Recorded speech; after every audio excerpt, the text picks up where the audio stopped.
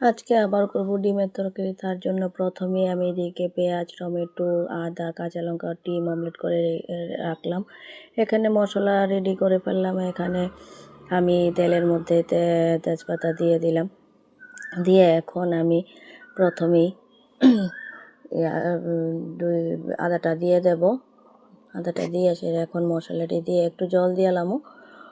জল দিয়ে সেরা এখন এটা একটু কষামো, বেশি না। এটার মধ্যে টমেটো, পেঁয়াজ, কাঁচা লঙ্কা সবটি তরকারি দিয়ালামো। দিয়া সেরে এখন একটু মশলাটাও কষবো, এই সবজিটিও কষবো। এখন একটু আমার কষা হয়ে গেছে। এখন দেখো আবার আমি এটার মধ্যে একটু ঝোল দেবো। বেশি ঝোল দিতাম না, কারণ এটা মাখা মাখাই রাখবো। এটা বেশি ঝোল দিলে ভাল লাগতো না।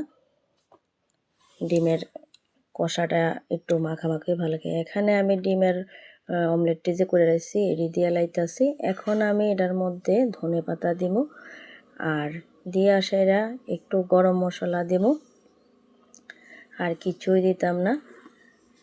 এখন একটু নাড়াচাড়া দিয়ে দেব, নামাইলাম।